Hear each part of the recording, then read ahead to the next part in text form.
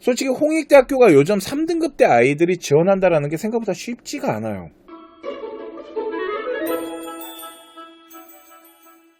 안녕하세요. 컨쇼 대표 서영진입니다. 자, 오늘 대학교 분석 홍익대학교를 준비를 했습니다. 2025학년에 홍익대학교는 크게 변한 건 없고요. 홍대에서 이제 아이들을 선발하는 데 있어서 가장 크게 볼 수 있는 전형이 두 가지가 있는데, 그 중에 하나가 교과 전형이고 또 하나는 학생부 종합 전형입니다. 그런데 학생부 종합 전형에 최저가 깔려 있기 때문에 그 부분이 어떤 영향력을 주는지 그 부분에 대해서 지금부터 보도록 하겠습니다. 2025학년 홍익대학교 입학 전형의 학교장 추천 전형을 좀 정리를 해볼게요. 첫 번째, 학교장 추천 같은 경우 제일 중요한 게 첫 번째 보셔야 되는 거는 인원 제한이 있는지 없는지부터 보라고 했습니다. 그런데 홍익대학교는 고교별 추천 인원이 10명 이내예요. 그러니까 학교 추천 인원에 들어가야 되는 거고, 두 번째, 교과 전형으로 선발하는 100%다 보니까 여기는 정성평가가 아닌 단순 내신 등급을 갖고 정량적 평가를 하는 겁니다. 그러니까 등급만 잘 나오면 된다라는 거죠. 뭐 전공학업 이런 거 다 필요 없다라는 거고. 그리고 뭐가 반영된다고요? 수능 최저가 반영되는데 인문계와 자연계 같은 경우 몇 개 합? 3개 합인 겁니다. 보통은 최저를 맞추는 학교 수준이 2개 합이 많아요.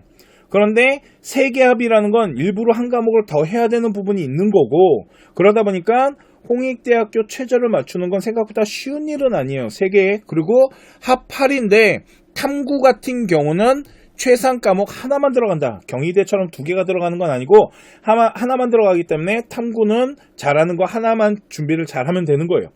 자, 단순 내신 등급으로 아이들을 선발하는 교과 전형 같은 경우는 보편적으로 최저라는 걸 사용합니다. 왜 그러면 학교 수준만을 믿을 수는 없잖아요. 그래서 수능 최저라는 거를 가지고 전국적인 아이의 시험을 통해 능력을 한번 더 평가하는 건데, 자, 그러면 이제 홍익대학교 학교생활 우수자 전형을 볼 건데, 이거는 학생부 종합 전형입니다. 저희 컨쇼에서는 현재 컨쇼 오픈 채팅방을 운영하고 있습니다. 그래서 입시 정보 자료나 아니면은 궁금한 것들 라이브에서 보듯이 오픈 채팅방에서 물어보시잖아요. 그러면 다 답변을 해드리고 있거든요, 지금. 그래서 뭐 자료 같은 것들도 좀 빨리 올려드리고 있으니까 저희 컨쇼 오픈 채팅방도 지금 보시면 QR코드나 링크 주소 있으니까 들어오셔갖고 소통하면서 한번 잘 이용해 보시기 바랍니다. 학생부 종합전형입니다. 학생부 종합전형이니까 당연히 정성평가가 포함되어 있고 100% 서류를 보는데 이 안에는 교과와 비교과를 함께 보겠죠. 자, 그런데 아이들을 선발할 때 서류를 볼 때 어느 방향으로 평가 요소를 가져가는지를 좀 봐야 되는데, 첫 번째, 학업 역량이라는 게 25%가 들어가는데, 이 학업 역량이라는 건요, 학생의 단순 내신 등급도 들어갑니다. 그런데 등급뿐만 아니라 그 학생의 성적표에 나와 있는 원점수와 편차, 평균, 이수단위, 그리고 편차를 본다라는 건 학교 수준 같은 거 다 계산한다라는 겁니다. 그죠? 그리고 성적 추이를 좀 중요시해요. 그러니까 1학년보다 2학년 때 성적이 오르고, 이렇게 성적의 발전성, 그러면 2학년에서 3학년 때 성적이 내려가게 되면은 솔직히, 홍익대학교 준비할 때는 조금 마이너스 요소가 큽니다. 그래서 성적에 대한 방향성들도 좀 잘 체크할 필요가 있고, 전공적 합성 부분을 좀 봐야 되는데, 솔직히, 홍익대학교에서는 그런 얘기 합니다. 전공성보다는 계열 중심으로 봅니다. 그러니까 전공성을 보지 않는다라는 건 아니에요. 그런데 단과대학교 계열로 보기 때문에 전공성에 대한 직접성보다는 좀 넓게 봐도 된다라고는 해요. 그런데 제가 홍대를 지금까지 준비시키고 합격선을 형성해갖고 서류로 분석해봤을 때는 전공성을 좀 직접적으로 맞추고 가는 게 좋아요. 제가 생각했을 땐 그렇습니다. 그렇기 때문에 가능하면은 홍대 같은 경우는 계열보다는 전공에 대한 직접성을 갖고 학과를 좀 찾아가는 모습이 중요하고, 만약 우리 아이 생활기록부가 조금 하나의 전공성보다는 좀 넓은 방향으로 주제가 다양하게 형성됐다 그러면 자유전공이 있잖아요. 그렇기 때문에 자유전공으로 넣는 게 좋고, 가능하면은 좀 어떠한 학과와 우리 아이 생활기록부가 좀 직접적으로 좀 맞아떨어지는 부분들, 그리고 또 하나 중요시 보는 게 있는데 그게 뭐냐면 전공학업입니다. 그래서 전공학업에 대한 이수와 그리고 그거에 대한 성적에 대한 성취, 세부 능력 이런 부분들도 좀 높게 평가를 하는 부분이 있고요. 발전 가능성이라는 건 인성 부분이 조금 포함이 돼 있어요.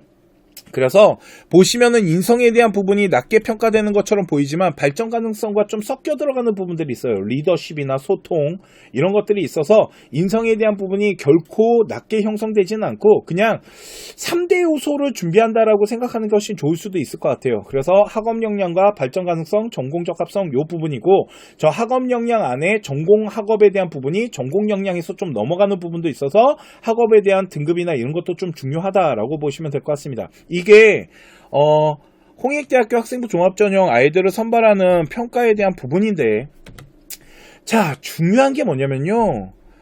보통 학생부 종합전형 같은 경우는 최저를 반영하지 않습니다. 그죠? 최저를 반영하지 않는데 홍익대학교 학생부 종합전형인 학교생활 우수자 전형 같은 경우는 최저를 반영해요. 그래서 인문이나 자연 같은 경우 3과목을 반영하고요. 합 8인데 탐구는 하나만 들어갑니다. 이 얘기는 뭐죠? 교과 전형과 동일하다라는 거죠.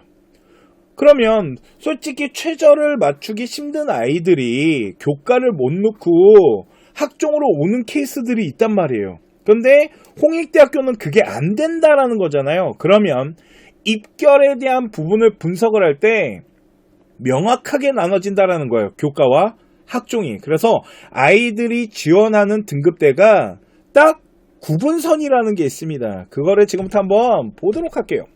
자, 보시면은 학교장 추천 교과 전형 같은 경우는 어느 정도 등급대 아이들이 합격선을 형성하냐면 한 1.7에서 1.8등급대의 정량평가 환산으로 나중에 돌려야겠지만 저 정도가 적정선이에요. 그러니까 충분히 지원할 수 있는 라인으로 학과들이 구성이 되고 홍익대학교 같은 경우는 학과들마다 점수차가 조금 벌어지긴 합니다. 그래서 학과들마다 나중에 계산은 다시 해보셔야겠지만 보편적으로 봤을 때 한 1.7에서 1.8이면 충분히 학과를 찾아나갈 수 있고 1.9에서 2.0 정도가 되면은 이제부터 도전권이 형성되고 2.0은 좀 계산기를 두들겨서 뒤로 빠지는 데 있다 잘 봐야 돼요.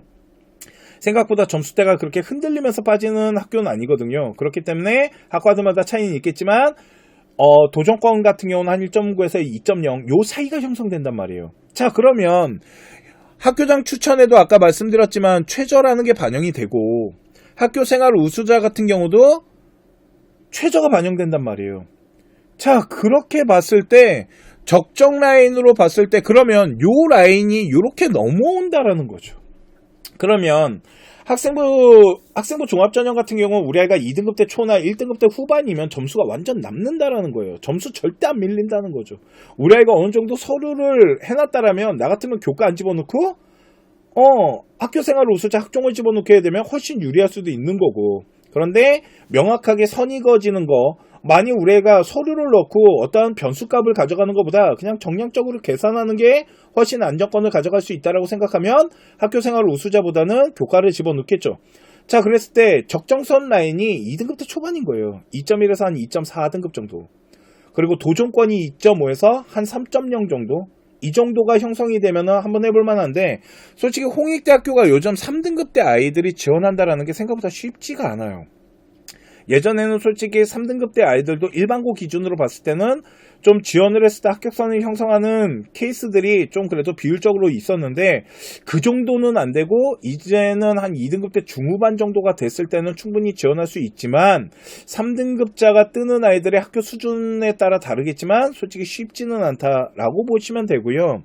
자, 그러면 홍익대학교 입결에 대한 부분에서 요 입결 라인이 뭐냐면 학교생활 우수자 입결이거든요. 학교생활 우수자 입결인데 좀 봐야 되는 거는 보시면은 2등급 때 평균점은 2등급 때 초중반 라인들 이렇게 형성이 되고 70것 같은 경우도 학과들마다 차이는 있지만 2등급 때 초중반부터 2등급 때 중후반까지 이렇게 형성이 된다라고 보시면 되고 좀 학과에 대한 부분 건설 환경 같은 경우는 보시면은 좀 등급대가 2.95가 70컷이니까 3등급대 아이들까지도 지원 라인이 형성됐다라고 계산이 될 수 있는 건데 좀 봐야 되는 라인이 어디냐면 바로 문과대학교예요.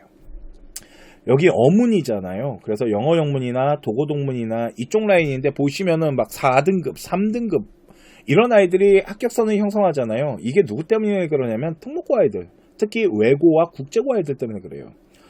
그래서 외고 중에 조금 수준이 낮은 외고들이 있어요. 지역으로 내려가게 되면 그런 아이들이 한 3등급에서 4등급 정도 되는 아이들이 이제 대학 라인을 조금 아래쪽으로 낮추면서 내려오는 마지노선이 홍대까지도 내려오거든요. 걔네들은 외대 라인이 못 받쳐지기 때문에 그런 아이들이 좀 합격선을 형성하는 부분들이 있고, 그래서 이런 데이터들을 분석해 봤을 때 외고나 국제고 같은 경우는 4등급 후반에서 5등급 완전 초반 애들 있죠. 걔네들도 충분히 지원이 가능하십니다.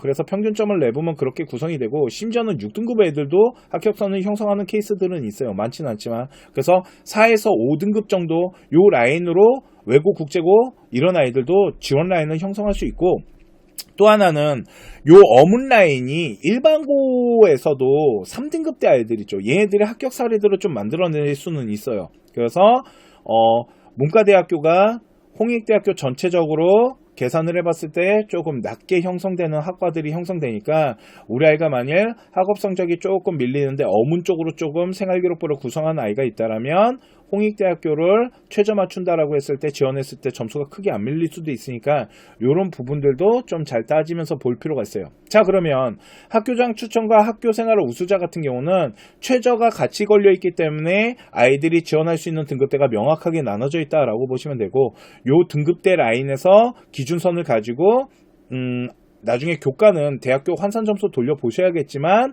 요걸 가지고 준비를 하시면 된다 라고 보시면 될 것 같습니다. 자, 오늘 제가 준비한 대학교 분석 홍익대학교 방송은 여기까지 하도록 하고요. 잠시만 기다려 주시면 다음 방송 학원에 대한 이야기를 조금 해보도록 하겠습니다. 잠시만요.